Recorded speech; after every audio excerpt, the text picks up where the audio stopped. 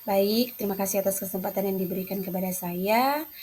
Pada kesempatan ini, saya akan mempresentasikan laporan hasil praktek lapangan saya di Puskesmas Tobelo.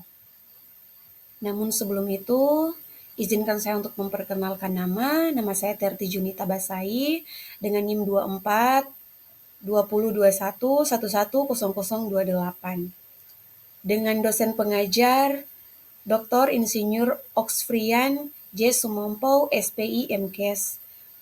Saya dari Pasca Sarjana Ilmu Kesehatan Masyarakat di Universitas Samratulangi Manado.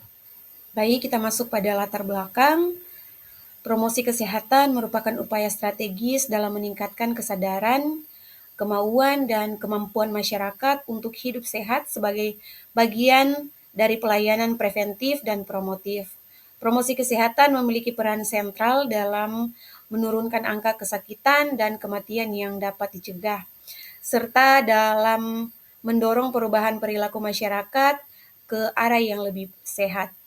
Puskesmas sebagai ujung tombak pelayanan kesehatan tingkat pertama, promosi kesehatan di wilayah kerjanya.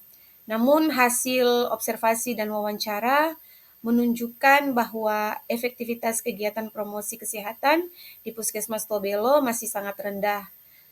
Nah, hal ini ditunjukkan oleh rendahnya angka partisipasi masyarakat dalam kegiatan penyuluhan, kurangnya perubahan perilaku kesehatan, serta masih tingginya angka kejadian penyakit yang dapat dicegah melalui edukasi dan intervensi promotif. Dan berikut kita masuk pada deskripsi lokasi dari Puskesmas Tobelo. Puskesmas Tobelo ini dia terletak di Kecamatan Tobelo, Kabupaten Halmahera Utara, di Provinsi Maluku Utara.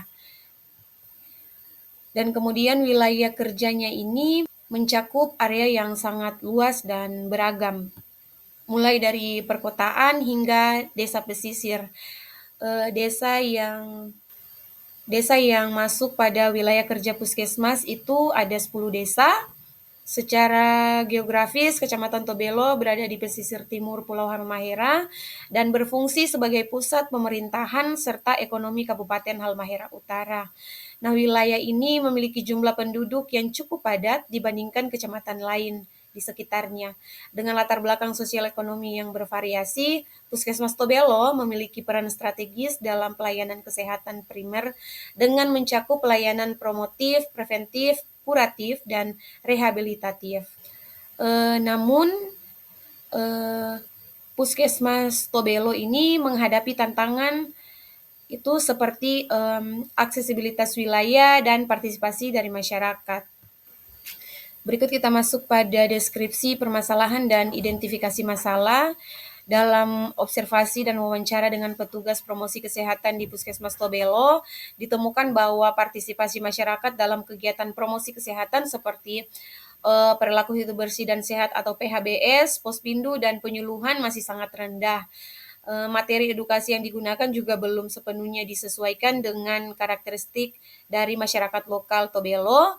Berdasarkan hasil wawancara dan observasi lapangan dan data sekunder dari Puskesmas Tobelo, ditemukan bahwa tingkat partisipasi masyarakat dalam kegiatan promosi kesehatan masih sangat rendah, khususnya dalam kegiatan perilaku hidup bersih dan sehat atau PHBS, posyandu, dan penyuluhan rutin. Berikut pada slide yang sama, tapi di sampingnya ada masalah yang muncul, yaitu partisipasi warga pada kegiatan PHBS itu kurang dari 60%. Dan kemudian penurunan kehadiran ibu balita di posyandu, kemudian kurangnya keterlibatan remaja dan lansia dalam penyuluhan, dan kemudian minimnya pemanfaatan media sosial sebagai sarana promosi. Nah, melalui observasi dan wawancara, kami mengidentifikasi beberapa masalah yang terkait dengan promosi kesehatan di Puskesmas Tobelo. Nah, masalah-masalah tersebut antara lain rendahnya partisipasi dari masyarakat dalam kegiatan PHBS dan penurunan kehadiran ibu balita di posyandu dan lain-lain. Berikut kita masuk pada penentuan prioritas masalah menggunakan pendekatan kuantitatif. Setelah berhasil mengidentifikasi berbagai masalah terkait promosi kesehatan, berikut langkah selanjutnya adalah menentukan masalah mana yang akan menjadi prioritas utama.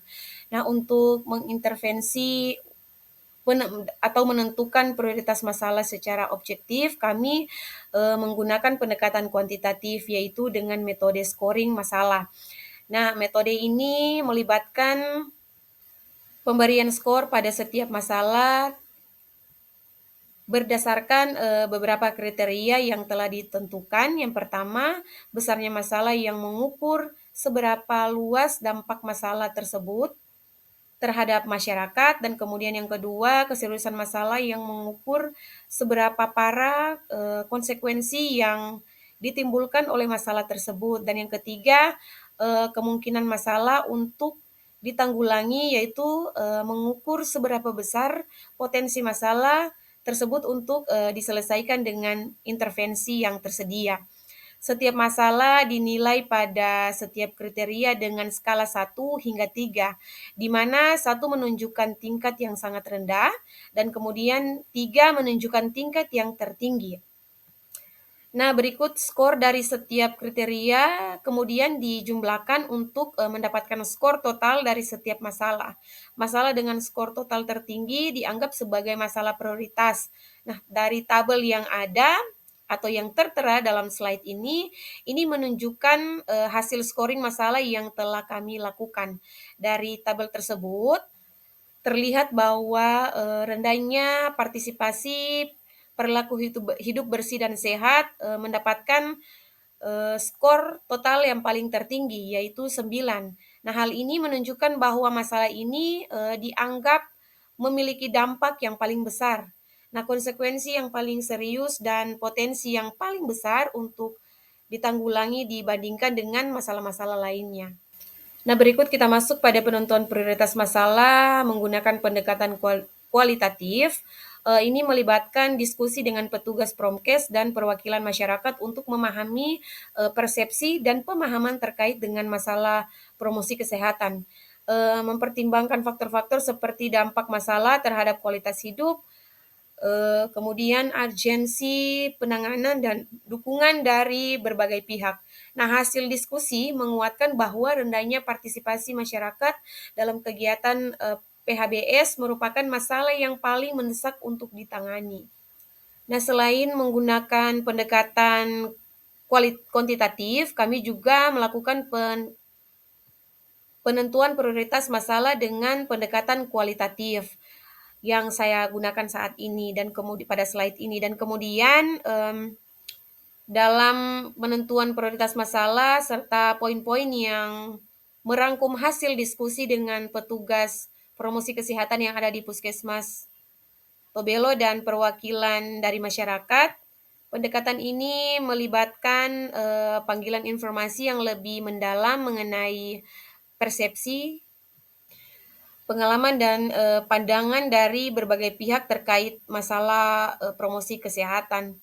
Kami mengadakan diskusi kelompok juga berbagai pihak terkait masalah promosi kesehatan. Nah, kami mengadakan diskusi kelompok terarah ya, atau grup discussion fokus atau dan wawancara mendalam dengan petugas promosi kesehatan di Puskesmas Tobelo serta perwakilan dari masyarakat. Nah, diskusi ini bertujuan untuk memahami konteks sosial dan budaya yang mempengaruhi masalah promosi kesehatan serta untuk mendapatkan pemahaman yang lebih holistik mengenai dampak masalah-masalah tersebut terhadap kehidupan masyarakat. Dalam diskusi tersebut, kami menggali informasi mengenai faktor-faktor seperti dampak masalah terhadap kualitas hidup masyarakat. Nah, tingkat urgensi penanganan masalah, ketersediaan sumber daya untuk mengatasi masalah, serta dukungan dan penolakan dari berbagai pihak terkait masalah tersebut. Nah, hasil dari diskusi kualitatif yang menguatkan temuan dari pendekatan kuantitatif, yaitu bahwa rendahnya partisipasi masyarakat dalam kegiatan PHBS merupakan masalah yang paling mendesak dan relevan untuk ditangani. Nah, diskusi ini memberikan pemahaman yang lebih mendalam mengenai alasan-alasan di balik rendahnya partisipasi masyarakat serta konsekuensi yang ditimbulkan oleh masalah ini terhadap kesejahteraan masyarakat. Kemudian pada slide berikut bisa dilihat ini adalah pohon masalah. Nah, berikut untuk menganalisis akar penyebab dari masalah rendahnya partisipasi masyarakat dalam kegiatan promosi kesehatan PHBS secara komprehensif, kami menggunakan alat analisis yang disebut pohon masalah. Nah, pohon masalah adalah diagram yang memvisualisasikan hubungan sebab akibat antara berbagai faktor yang berkontribusi terhadap suatu masalah. Nah, dalam pohon masalah ini, masalah utama yang menjadi fokus perhatian kita, yaitu rendahnya partisipasi masyarakat dalam kegiatan promosi kesehatan, perilaku hidup bersih dan sehat. Nah, masalah ini kita tempatkan di bagian batang pohon pada layar di depan, yaitu yang berkotak biru sebagai isu sentral yang akan kita analisis. Nah, kemudian kita mengidentifikasi dan mematakan akar penyebab dari masalah utama tersebut yang kita tempatkan di bagian akar pohon. Akar penyebab yang kami temukan itu yang pertama kurangnya jumlah kader kesehatan yang aktif dan terlatih untuk melaksanakan kegiatan promosi kesehatan di masyarakat, dan kemudian kader kesehatan yang memegang peran penting dalam menjangkau masyarakat dan memberikan edukasi kesehatan secara langsung. Dan kemudian berikut metode analisis maksud saya metode sosialisasi yang digunakan dalam kegiatan promosi kesehatan kurang menarik dan tidak sesuai dengan referensi atau karakteristik dari masyarakat setempat. Nah, hal ini dapat menyebabkan masyarakat ini tidak tertarik untuk mengikuti kegiatan promosi kesehatan, dan berikut kurangnya pemahaman warga tentang manfaat dari kegiatan promosi kesehatan dan pentingnya perilaku hidup bersih dan sehat. Nah, jika masyarakat tidak memahami manfaatnya, mereka cenderung kurang termotivasi untuk berpartisipasi. Dan yang berikut ada jadwal pelaksanaan kegiatan promosi kesehatan yang tidak fleksibel dan seringkali bertentangan dengan waktu kerja atau kegiatan lain yang dimiliki oleh masyarakat. Nah, hal ini dapat menjadi hambatan bagi masyarakat untuk menghadiri kegiatan promosi kesehatan. Dan yang berikut, kurangnya media edukatif dan efektif dan yang kurang menarik seperti poster, leaflet, dan video yang dapat membantu meningkatkan pemahaman masyarakat tentang PHBS. Nah, media edukatif yang menarik dapat meningkatkan daya tarik kegiatan promosi kesehatan. Nah, akar-akar penyebab ini kemudian berdampak pada berbagai konsekuensi negatif yang kita tempatkan di bagian cabang pohon. Nah, nah itu merupakan dampak-dampak tersebut itu antara lain rendahnya tingkat perilaku hidup bersih dan sehat di masyarakat yang meningkatkan risiko terjadinya berbagai penyakit menular dan tidak menular. Dan kemudian yang berikut, cakupan imunisasi yang kurang optimal dan status gizi yang buruk. Nah, terutama pada kelompok yang mencakup imunisasi yang kurang optimal dan status gizi yang buruk. Nah, terutama pada kelompok rentan seperti bayi dan anak-anak. Dan berikut, tingginya angka kejadian penyakit menular seperti infeksi saluran pernapasan akut atau ISPA dan diare yang dapat menimbulkan masalah kesehatan yang serius bahkan kematian. Nah, ini berikut ada rencana tindak lanjut atau Plan of Action atau POA disusun berdasarkan akar masalah yang telah diidentifikasi dalam pohon masalah ya. Nah, setelah kita berhasil mengidentifikasi akar penyebab dari masalah rendahnya partisipasi masyarakat yang dalam kegiatan promosi kesehatan PHBS melalui analisis pohon masalah yang tadi.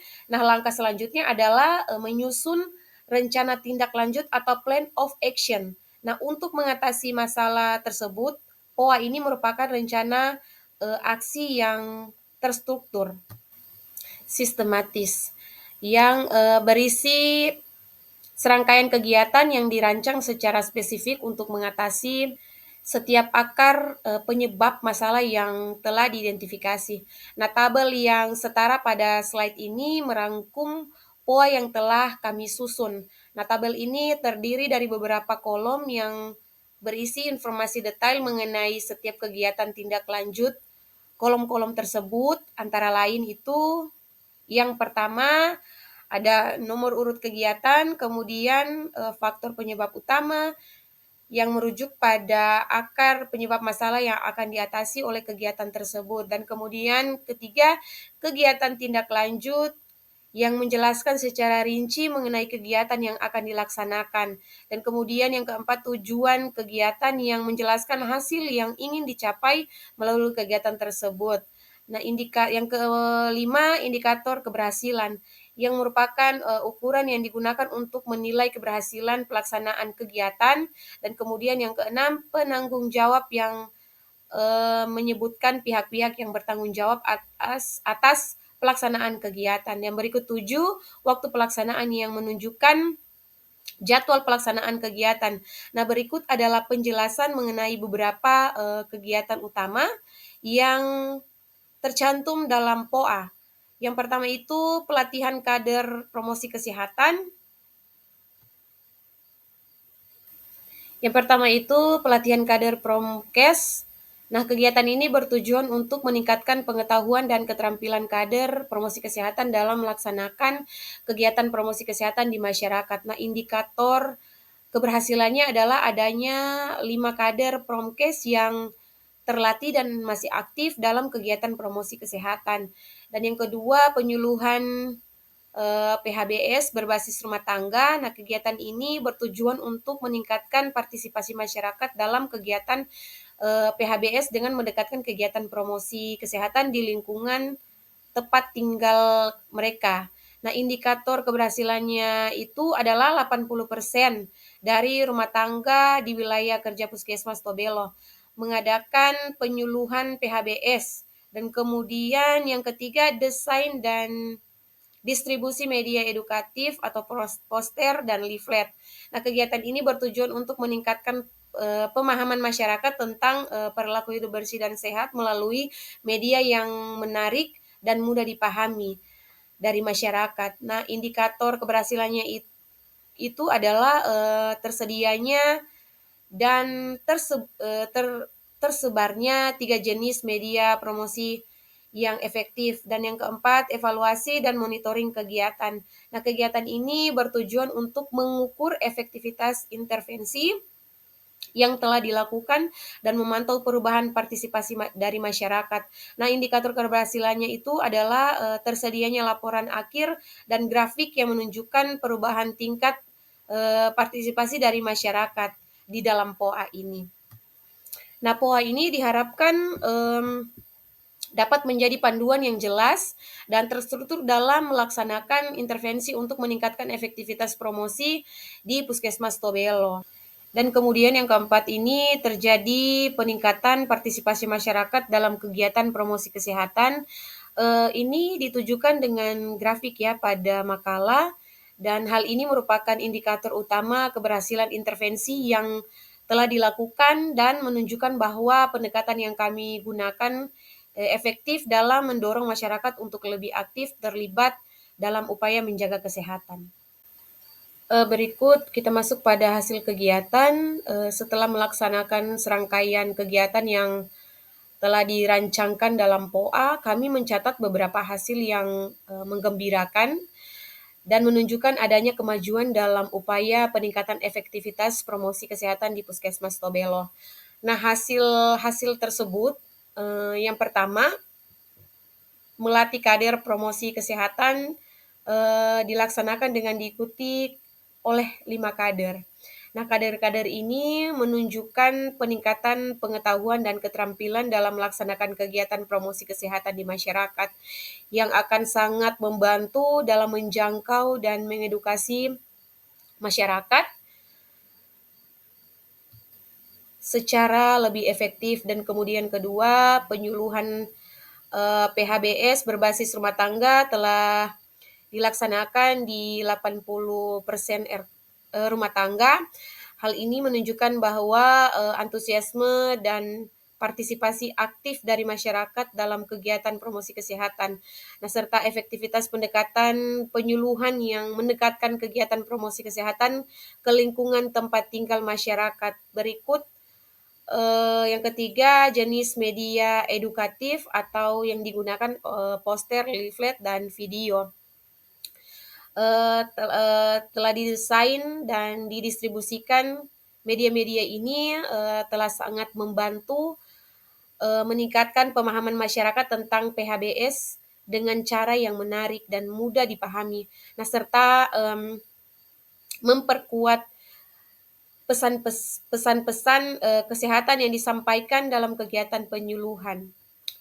Dan yang keempat, terjadi peningkatan partisipasi masyarakat dalam kegiatan promosi kesehatan. Nah, ini ditunjukkan dengan grafik ya.